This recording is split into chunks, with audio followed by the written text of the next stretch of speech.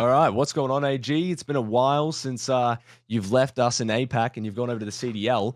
Um, how's that transition been for you since coming from such a kind of small kind of league and then going up into the big league CDL? You're in front of heaps of fans.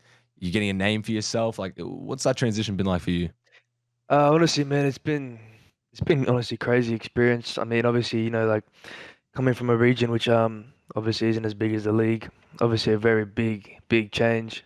Not only of the fans, but like just the way the players like play and how the league operates and how the practice is, and it's been a big change. Yeah, I know from when you guys were on like Renegades and that it's such a different switch up, like going from that caliber of team and then going into the CDL against all the pros and everyone's had that experience. But yeah, you've been awesome so far. Um, but yeah, we'll get into things. It was an eventful major two for you guys. Mm. And you ended up top six, but you guys seem to have that potential to be a lot, place a lot better. Um, but can you explain the story kind of behind Mac's illness against FaZe and the forced substitution against LAG? Ah, man, something I'm trying to forget honestly, but that major tooth to me has been a blur. I think we came out in that first match against Optic. We came out looking like one of our best we've looked in a while. We were looking really good heading into that. Full of confidence, man. We were playing really well. And then obviously against FaZe, we had a really tight series considering I know obviously what happened with Mac. That whole illness thing was like something that just came out of the like no one really knew that was gonna happen. Yeah, of course. Um, we were just in the middle of map one. I mean, he just got really sick. I think he had something wrong with his stomach. Like I can't remember. He had like some bug. Maybe he ate something bad before. Um, I'm not too sure on what exactly it was, but he had something like that. And then yeah, a funny story that happened with that is it was like map four. I'm like, okay, like this is Bokage. This is a high intense map. Like I need to make sure my boy's good. So I look at him. And I go, bro, like, you good? And he looks at me. He's got one eye open, and he goes, yeah. I'm like, holy shit. We're about He's to like, he's load not in. well. He's not I'm like, well. we're about to load in map four against FaZe. This guy's Yeah, got one eye yeah. open, looking like a zombie. And he didn't call out much that map. The only time he said something is, yeah, he goes, I have no ammo. I go, what? No ammo? I pull out the scoreboard. He had like 40 elims before anyone had like 20. I'm like, holy shit. That's insane, man. I was like, dude, that, and then he ended up dropping like 47 that map, something crazy. But that series was crazy, man. A lot of things, but yeah. Back to your question on it as a team, we definitely have the potential. We saw ourselves like what we're capable of, but just need to make sure we turn up on game day. Yeah, yeah. I'm sure you guys will be switching things up a little bit for the pro am coming up this weekend. How are you feeling about that, by the way? Like, is that something stressful? You excited? Like, what's kind of the vibe going into that for you guys? The problem we're excited, man, just to get back in land. We love competing, so as a competitor, any sort of tournament that way is going to be fun. Good to see like some challenges have a chance, to play with the pros. I think that's pretty cool. So yeah, and honestly, I'm excited to just get out there and start grinding. Yeah, 100%, 100%. And speaking more on kind of that you said you were switching up with scrimming and practice and that sort of thing when coming over to the CDL. How important has accuracy been in that role? I know you've talked about it before in some interviews and Mm. stuff, but yeah, what is that something that's been like part of your success? Is it a large part? Like where does that come in to how you've kind of grown as a player? Because obviously you can tell the difference between when you were here in APAC competing and when you're in the CDL, just in the short time you've been there. Yeah. Um, so yeah, what are your thoughts on that?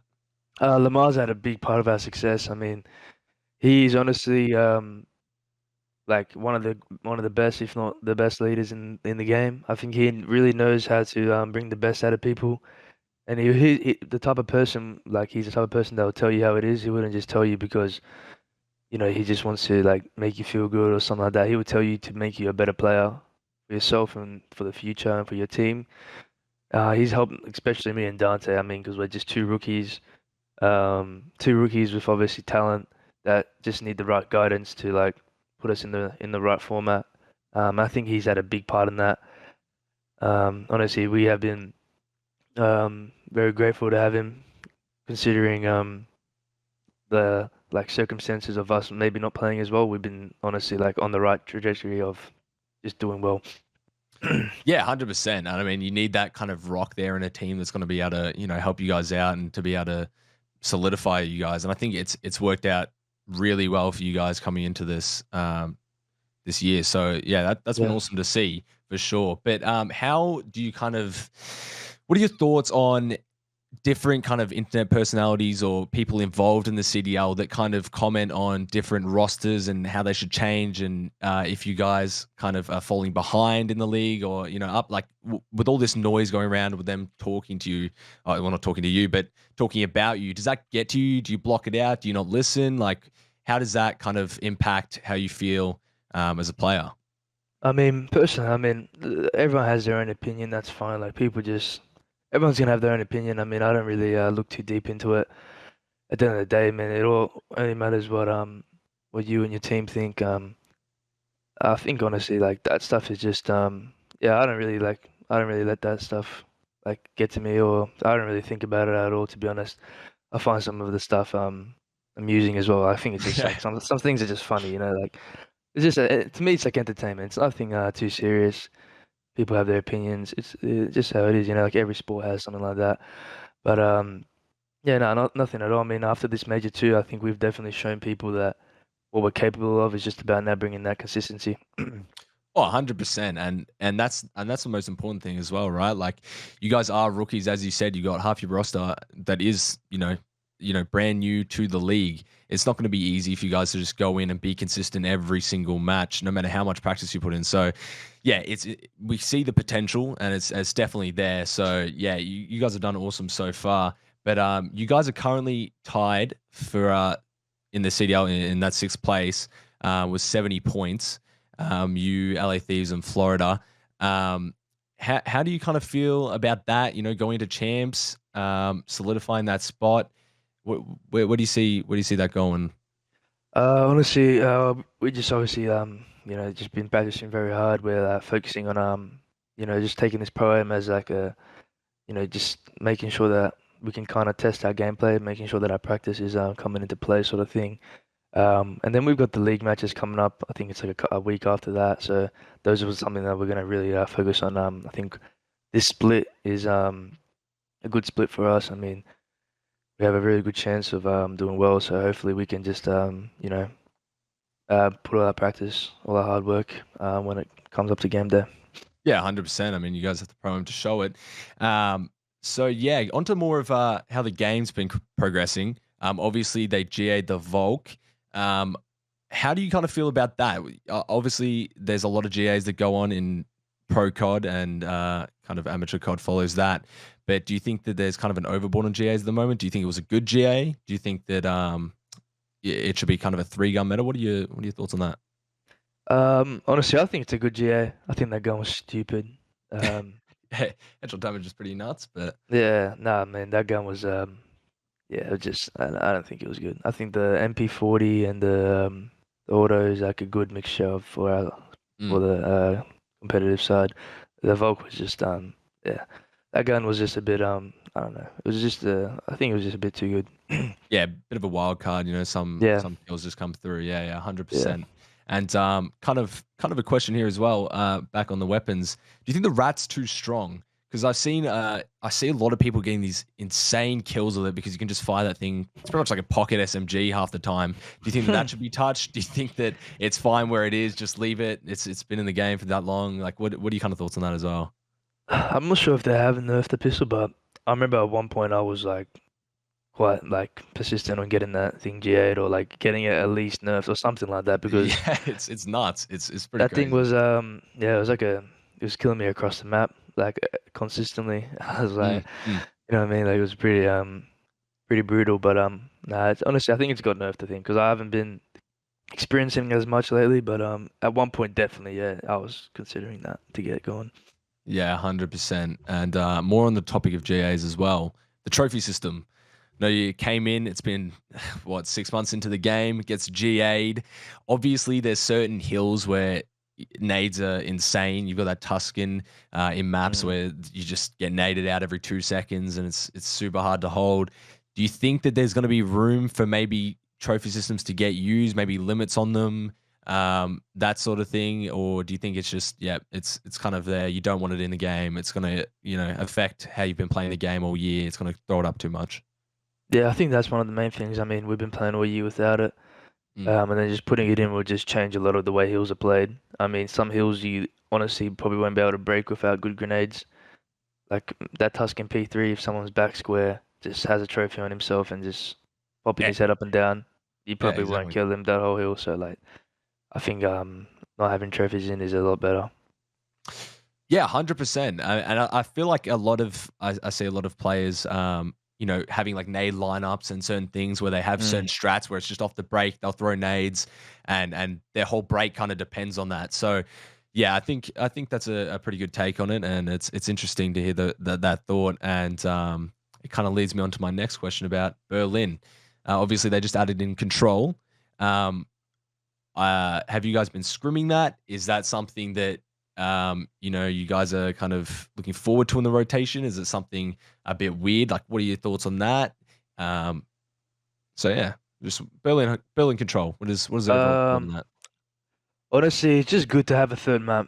Honestly, like in Mm, control, obviously, just having two maps, whoever wins the coin flip or whoever's the highest seed just gets to pick their control and dictate the map three, which is kind of like I don't know, just it's just better if there's three maps. Honestly, like it just gives a bit of a more of a range, mm. makes it a bit more interesting. So I think that's good, man. I just like the idea that there's three maps. Yeah, 100%. Anything to mix up the game. I feel like the game is kind of gets a little bit stale with the same meta, the same maps, the same way it's run. Obviously, Mm. in a competitive setting, that's what you need. But yeah, 100%, 100%. And a bit more on personal things. I kind of want to shift it. What do you think is kind of um, what is attributed to your success as a player? Like coming in from APAC, it's obviously such a tough region. But what do you think is kind of the driving factor that's taken you from just being a player in that region to now making it to the CDL? Um, that's a good question. Honestly, I think it's more about just the confidence and believing in yourself. I think that's probably one of the biggest things. I think I always, generally, always believed that I could be in the league. I always thought that Hmm. I was capable of playing in the league. It was more about me just actually getting my chance to go there. I think that was one of the biggest things. I just enjoyed competing. Like in general, I just enjoyed competing a lot. I enjoyed Call of Duty a lot, and I just always believed that I would get myself there. And one day just got the call and it happened. Yeah, 100%. And I mean, that's such a big part, I think, for kind of everyone to have. And I've seen, because I remember watching older clips of you from back, I think it was World War II, and you could tell just by like we need to get a three piece and what was going on in like the Mhm. cups or whatever was going back there. You just had this Yeah. like almost psychotic mindset. It was just this keep Mhm. going, like you're just popping off, you're loving it, the passion, you could just tell. And Yeah. I think that's a good point. Like even though you didn't like directly say it, but it's the mindset that is what I think is the driving factor between some of these 100%. players, these amateur players. I mean, that is what it is. And that kind of brings me on as well to what's your advice to maybe some up and coming players from any of the regions, not just APAC, but just up and coming amateurs that are trying to get themselves out there and known to the league. Is there any advice you give in kind of particular or? If I was to give any advice to up and coming players, it'd definitely be to stay on earth, like be mellow and Mhm. just grind in your own, like to stay in your lane and grind, you know what I mean? Like don't worry about what everyone else is doing. Don't think about it too much. Just honestly keep your mindset on just getting better every day. Keep grinding, keep focusing on being the best teammate you can be.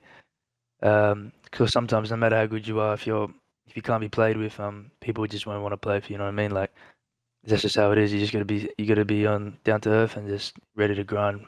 And then your day will come. You just gotta believe in that. Yeah, that's a yeah, really good point. Back on that mindset, it's all about the mentality and being able to push yourself. And I think if anyone can prove that, it would be you. I think APAC's such a hard region. We like I know that there's been barely any players. We've had Dens, Shocks, Luca, Yeah.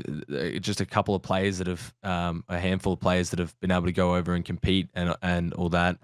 So it's really interesting to get that perspective on it and to see that. And speaking of that as well, just quickly, kind of end note, I just came back from the LAN in APAC. I don't know if you saw anything about that, Oh yeah, yeah, but I heard about that. yeah, yeah, it was awesome. It was my first event, and it was great to get down. But do you kind of miss the community down here? Do you feel like now you're gone? It's like that was in the past. It's time to kind of keep going where I'm Hmm. where I'm going, or is it kind of like that's my roots? I got to give love to there as well. Like, what's your kind of mindset on that? No, I definitely keep in touch with it when I can. Obviously, the time zones are a bit crazy, but Oh yeah, 100%. I definitely speak to a lot of the boys from there still. Keep in touch with them when they were here in Minnesota. I was with them majority of the time. So I keep in touch a lot with them. I was watched them play at LAN when they came. So I definitely keep in touch with APAC. I mean, APAC's just that, like it's a very unique place.